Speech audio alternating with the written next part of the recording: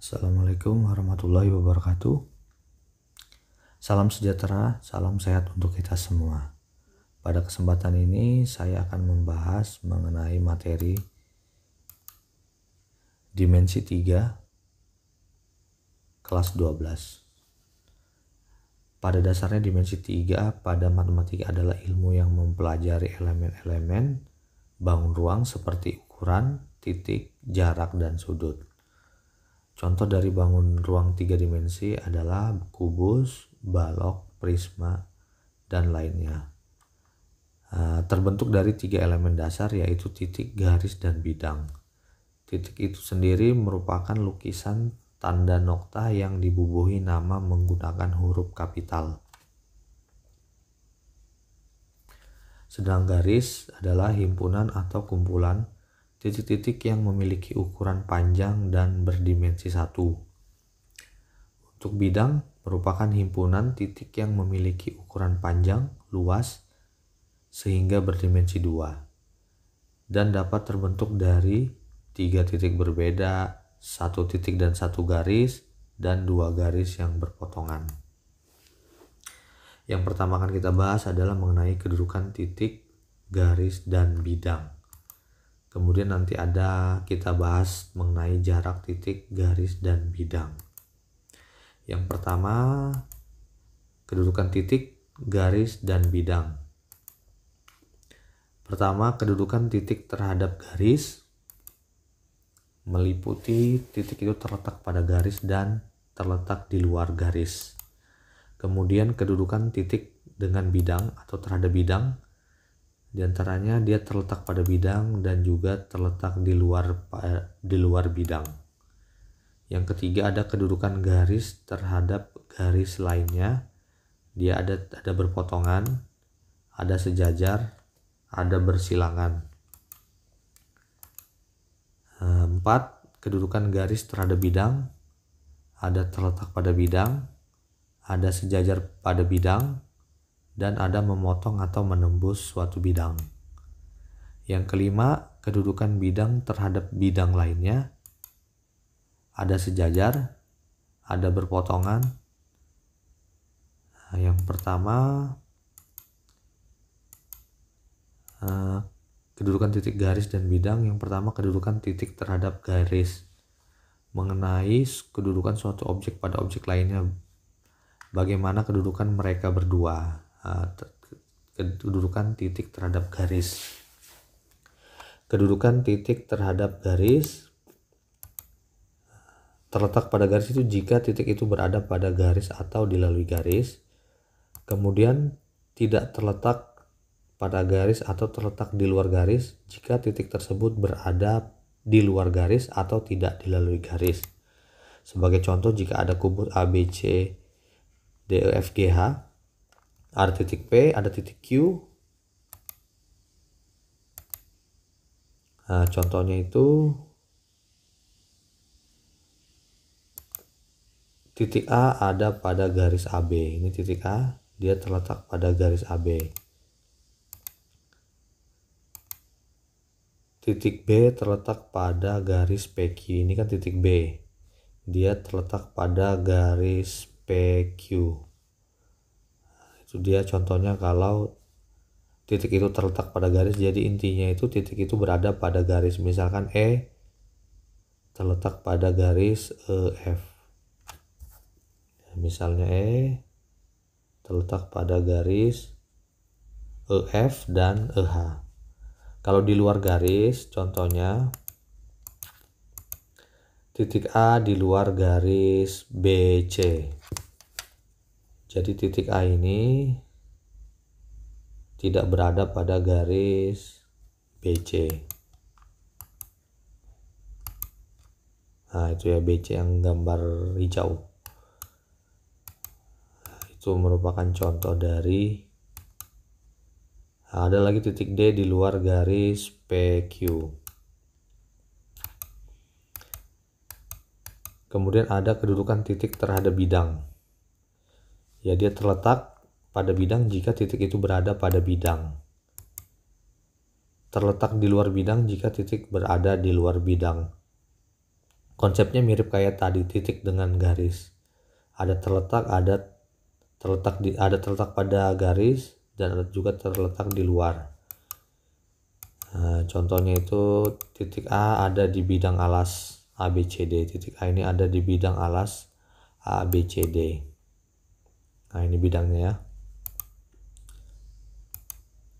Titik B berada di bidang BCF. Ya, bidang BCF-nya ya. Bidang BCF. Kalau di luar berarti dia tidak berada pada bidang. Nah, misalnya titik A di luar BCD, titik A ini di luar bidang BCD. Nah, simpel ya untuk menentukan dia itu berada di luar itu kalau dia nggak ada di dalam atau tidak berada di bidang. Yang ketiga, kedudukan garis terhadap garis lainnya. Dua garis berpotongan jika dia memiliki titik potong atau bertemu di satu titik. Kalau dia dua garis sejajar, dia perpanjangan garisnya tidak berpotongan dan tidak berhimpit. Jadi dia itu dua garis sejajar itu kalau dia arahnya juga sama. Kalau dia yang ketiga ada dua garis bersilangan, dia itu tidak berpotongan atau sejajar. Tapi kalau kita geser dia akan bertemu. Itu kalau dia dua garis bersilangan. Jadi ingat dia tidak berpotongan. Dua garis bersilangan itu dia tidak memiliki titik potong. Namun kalau digeser dia akan bertemu. Untuk ada contoh kubus A, B, C, D, F, G, H. Contoh dua garis berpotongan itu adalah garis AD dengan DC. AD dan DC karena memiliki titik potong di titik D. Garis AB dengan BF. AB BF dia memiliki titik potong di titik B. Jadi itu kalau dia berpotongan, dia memiliki titik potong. Kemudian dua garis sejajar, contohnya garis AD sejajar dengan BC. Jadi dia memiliki arah yang sama. Kemudian ada juga garis AB dengan GH. AB dengan GH itu dia sejajar. Kemudian kalau dia garis bersilangan,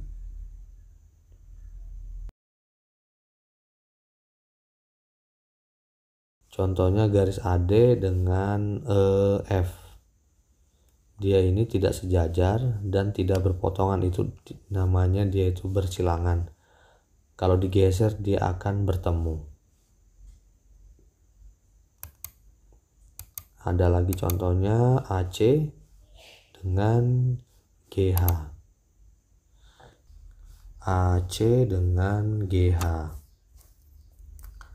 AC yang di bawah ini ya.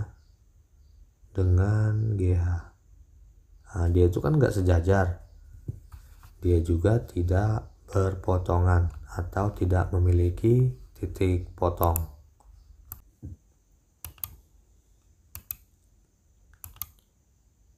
Kedudukan garis terhadap bidang.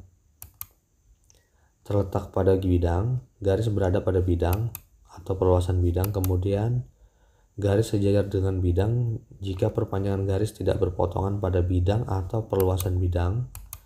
Yang terakhir garis memotong atau menembus bidang jika garis itu memotong bidang pada suatu titik. Contohnya garis AD. Ini garis AD terletak pada bidang ABCD. Nah, bidang alas ya. Jadi garis AD ini ada pada bidang alas. Begitu cara memahaminya. Kemudian kalau sejajar, nah ada lagi garis AF. AF ini diagonal berada pada bidang ABFE. Jadi garis diagonal AF ini berada pada bidang sisi depan kubus tersebut.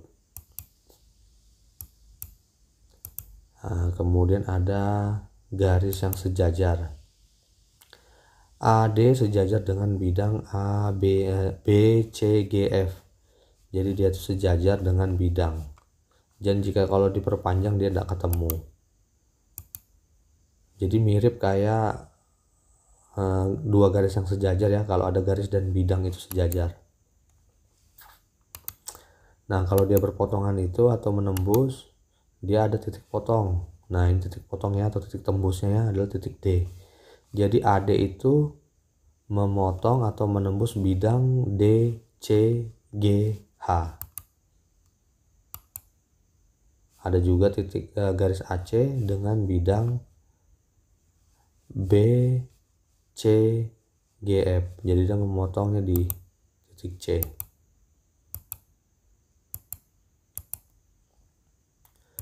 Nah, sekarang kedudukan bidang dengan bidang lainnya. Dia ada sejajar dan ada juga berpotongan. Kalau sejajar, kalau dia tidak mempunyai garis persekutuan atau garis potong. Contohnya bidang EFGH. EFGH itu bidang atas dan bidang alas. Nah, bidang alas dan bidang tutup itu atau atas itu dia sejajar.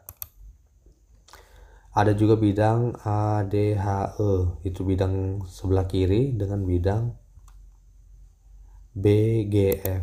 Dia sejajar ya. Nah, dia sejajar ini. Karena dia memiliki jarak yang sama. Kemudian bidang ABCD, bidang alas dengan bidang CDHG. Ini kalau dia berpotongan. Karena dia mempunyai garis persekutuan atau garis potong, yaitu garis DC.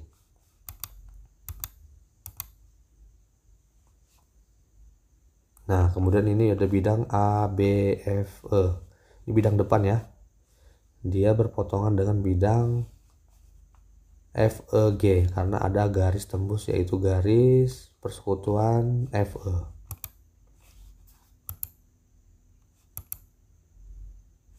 Ada lagi bidang BEG. BEG dia berpotongan dengan garis dengan bidang EFGH. Ada garis persekutuannya itulah adalah FG.